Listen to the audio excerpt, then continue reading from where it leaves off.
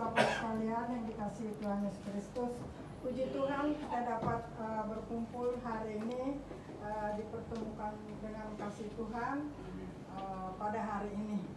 Kelihatan semuanya ceria ya, ceria. Jadi kita sudah melampaui tahun 2024 dengan rasa syukur dan puji Tuhan semuanya sehat, meskipun kita banyak mengalami tentu pergumulan, terutama secara internasional maupun nasional. Kita banyak melihat longsor, banjir, kebakaran, ya. Tapi kita diselamatkan oleh Tuhan karena kasih-Nya kepada kita. Oleh karena itu patut kita bersyukur. Kita akan memuji Tuhan dengan bernyanyi. Ya, puji syukur ya. Segala puji syukur.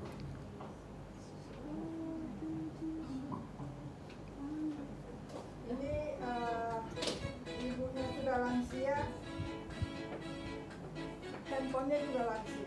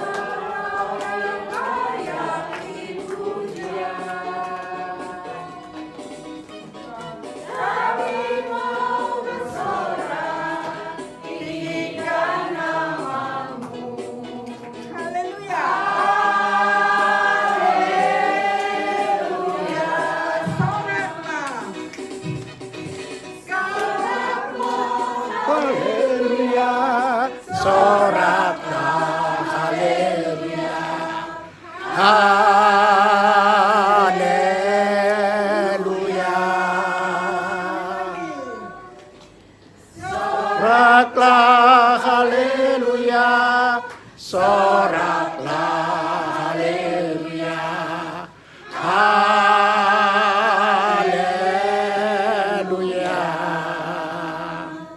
Baiklah, kita akan masuk ke renungan.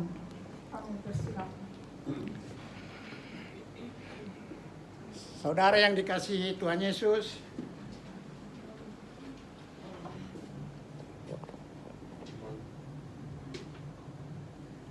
saudara yang dikasihi Tuhan Yesus, Mati ini.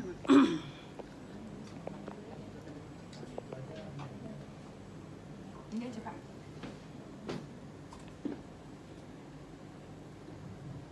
saudara yang dikasihi Tuhan Yesus, Udah nyala. saudara yang dikasihi Tuhan Yesus, selamat tahun baru. Selamat tahun baru. Puji Tuhan, kita dipertemukan dengan kondisi yang sehat. Amin. Walaupun ada sebagian saudara-saudara kita yang dalam perawatan, ya, tapi kita tahu bahwa Tuhan bekerja dalam sakit penyakit atau berbagai hal. Segalanya kita pantas mengucapkan syukur dan terima kasih. Saudara yang dikasihi Tuhan, saya dikasih panitia dasar pertemuan atau renungan bagi pertemuan pensiunan Bapak Umpris PTK, yaitu seperti apa yang ada di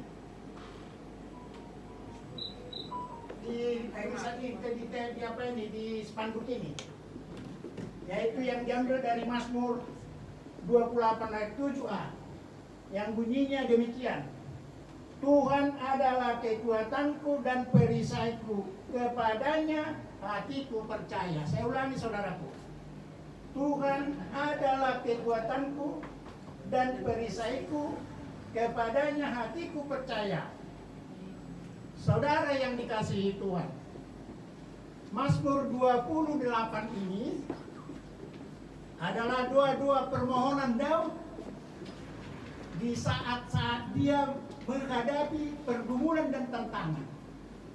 Pergumulan dan tantangan saya kira banyak macamnya, bisa sakit penyakit seperti Ibu Sisi Maria dan juga Bambang Irawan yang katanya sekarang ini sedang dirawat kembali. Jadi banyak tantangan. Demikian juga hanya Daud. Dia menghadapi tantangan pergumulan yang begitu dahsyat. Salah satu doanya, Mazmur 28 ayat 1 sampai 3 adalah dua-duanya. Salah satu di antara itu, dia berdoa demikian bunyinya. Ayat 3 saya bacakan. Janganlah menyeret aku bersama orang fasik. Janganlah menyeret aku bersama dengan orang fasik. Inilah dua permohonan pertolongannya kepada Tuhan. Sekarang kalau kita aplikasikan kepada kita semua, berapa kali saudara, berapa kali saya berdoa, memohon kepada Tuhan, jangan seret aku kepada kekacauan atau berbagai kefasikan. Berapa kali saudara memohon pertolongan Tuhan, agar Tuhan menghindarkan saudara dan saya dari kefasikan. Saudara yang dikasihi Tuhan, di sini kefasikan disamakan dengan tindakan-tindakan kejahatan. Saya teruskan membaca ayat 3. Janganlah menyeret aku bersama orang fasik, ataupun dengan orang yang melakukan kejahatan. Fasik itu kejahatan, saudaraku. Yang ramah dengan teman-temannya, tetapi hatinya penuh kejahatan. Saudara yang dikasihi Tuhan, mengapa begitu penting Daud memohon pertolongan Tuhan untuk menghadapi kefasikan, untuk menghadapi berbagai kejahatan? Tadi dikatakan orang jahat ini sangat ramah. Saudara dan saya tidak dapat mengenalnya. Hanya dengan pertolongan Tuhan semata dapat mengenal, dapat menghindarkan kita dari orang-orang fasik. Mengapa? Yaitu tadi, dia sangat ramah, dia sangat hormat, dia sangat pengasih. Itulah yang dapat kita lihat dari orang-orang yang hidupnya fasik.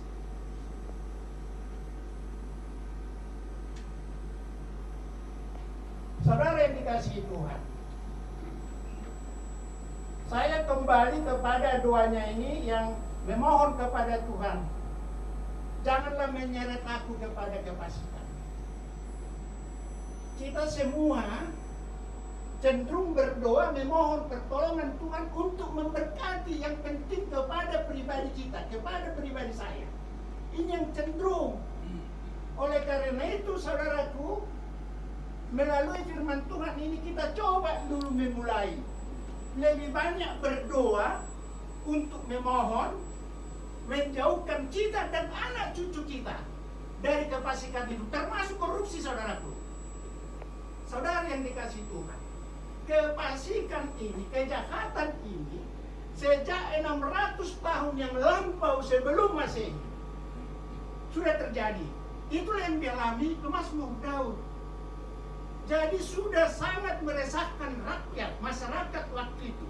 Karena begitu jahatnya orang, tidak peduli lagi siapa orang itu. Salah satu bentuk kefasikan yang dapat kita lihat, boleh dibuka Mazmur 37 ayat 14.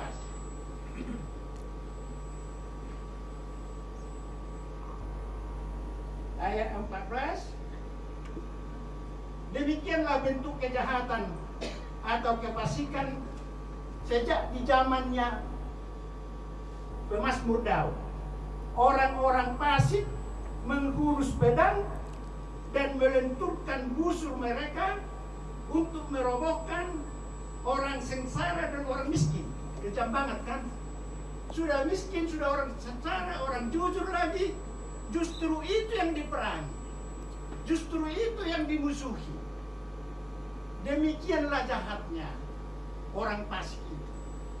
Jadi saudaraku, firman Tuhan ini mengajak kita untuk mulai belajar berdoa memohon pertolongan Tuhan untuk menghindarkan saya dan anak cucu saya dari tindakan-tindakan kefasikan seperti korupsi yang sangat menonjol akhir ini. Nanti kita mulai memohon jauhkan kami, anak cucu kami dari korupsi. Saudara yang dikasih Tuhan, kembali kita ke tema, Tuhan adalah kekuatanku dan perisaiku, kepadanya hatiku percaya. Saudara yang dikasih Tuhan, setelah Daud merasakan pertolongan Tuhan, merasakan penyelamatan dari Tuhan, dia menyatakan imannya, Tuhan adalah kekuatanku. Seperti saya katakan di awal, tidak ada yang satu orang pun yang dapat melepaskan saudara dan saya dari berbagai kejahatan selain pertolongan Tuhan. Dia menyatakan imannya, Tuhanlah kekuatanku. Jadi tidak pernah dikatakan karena saya lakukan cara-cara atau strategi seperti segala macam, ya. Dia mengaku bahwa Tuhanlah kekuatannya. Yaitu tadi, dia dibebaskan, tidak diseret bersama-sama dengan orang fasik. Dia syukuri, ya. Saudara yang dikasih Tuhan, kalau kita berbicara pertolongan Tuhan di dalam perjalanan hidup kita, kita sekarang sudah sampai di Januari akhir. Boleh kita katakan kita sudah melewati 1 bulan dari tahun 2025. Saudara yang dikasih Tuhan, saya kira tidak ada di antara kita yang menyangkal bahwa bukan Tuhan yang menolong kita sepanjang tahun 2024. Saudara yang dikasih Tuhan, kita pasti mengaku bahwa Tuhanlah yang menghantar kita sampai saat ini dengan kondisi seperti ini. Apapun bentuk kondisi saudara sekarang ini, tapi Tuhanlah yang menyertai, yang menolong kita selama tahun 2024. Amin. Dan Tuhan yang sama juga yang akan menolong saudara dan saya menjalani tahun 2025, yaitu Tuhan Allah dalam Kristus Yesus yang menyelamatkan dunia ini dan saudara dan saya. Jadi saudaraku, tidak ada alasan kita takut untuk menjalani tahun 2025. Ya. Mengapa orang takut, saudaraku? Mengapa orang khawatir? Karena cenderung kita mengandalkan pikiran kita, atau kita cenderung membuat pikiran kita sebagai standar keberhasilan. Padahal kita percaya bahwa Tuhan Maha tahu sesungguhnya apa yang perlu bagi kita tanpa saudara minta. Saudara yang dikasih Tuhan, ini lambang ini saya suruh itu dicetak. Nah, coba kita baca. Sebab kamu semua adalah anak-anak Allah karena iman di dalam Yesus Kristus. Tadinya hanya demikian. Saya bilang sama Elizabeth, saya lihat ada di simbol grup ada ini, masukkan itu. Dan inilah dasar kita, saudaraku.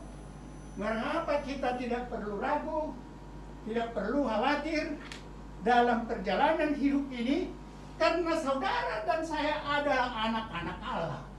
Amin. Jika saudara dan saya percaya, saya, saudara adalah anak Allah, tidak perlu berdoa. Mengapa?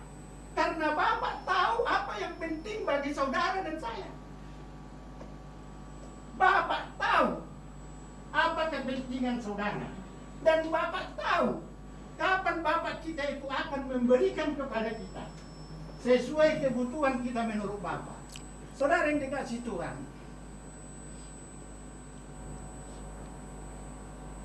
saya teruskan yang ayat 9. Termasuk doa Daud juga. Dia berdoa bukan hanya kepentingannya sendiri. Saya ulangi, dia berdoa tidak hanya kepentingan dirinya sendiri. Dia berdoa untuk semua umat Tuhan. Saya baca.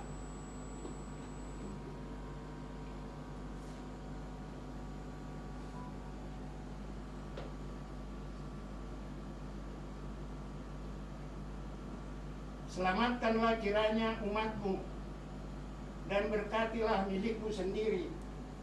Gembalakanlah mereka dan dukunglah mereka untuk selama-lamanya. Saudara yang dikasihi Tuhan, doa-doa seperti inilah yang harus kita tingkatkan. Berdoa buat saudara-saudara kita yang lain. Jangan fokus kepada pribadi kita. Ya. Berdoa kepada saudara. Sesudah dia menikmati pertolongan Tuhan, dia juga mengingat kawan-kawannya. 3 hari menuai, berapa kali? Saya tidak nak serai. Keluar bahasa Bataknya.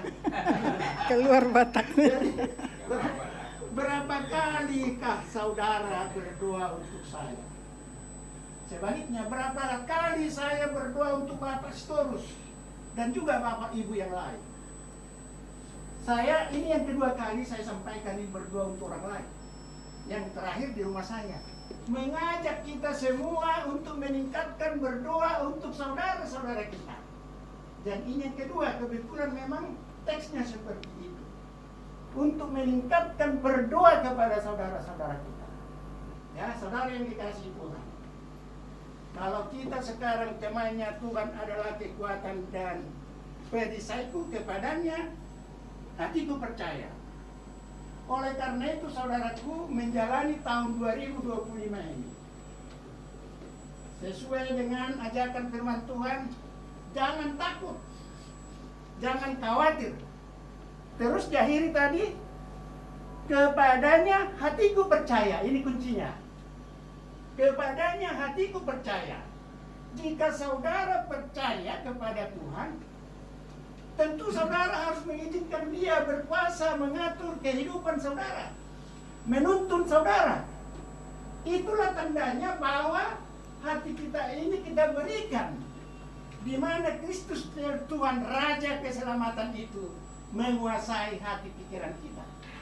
Jadi bukan lagi jalan pikiran kita yang mengatur kita, tetapi Yesus Kristus, Sang Raja Penyelamat. Jadi itu terus perisai itu. Kita semua tahu arti perisai. Zaman dulu perisai itu sangat penting. Jadi kalau ada anak panah yang dibakar, ditembakkan ke dia, anak panah itu mati. Karena memang perisai itu tugasnya. Ya. Jadi begitu kuatnya sebenarnya pertahanan kita di dalam Kristus Tuhan, Sang Juru Selamat. Oleh karena itu, marilah kita serahkan. Apa yang kita serahkan? Hati saya, hati saudara. Untuk siapa? Untuk Yesus yang Juru Selamat itu. Ya. Jadi 1 Petrus 5:7 ini hafal mati saya kira. Serahkanlah segala khawatirmu kepada Ia, karena Ia yang menyelamatkanmu. Amin. Tuhan memberkati. Amin.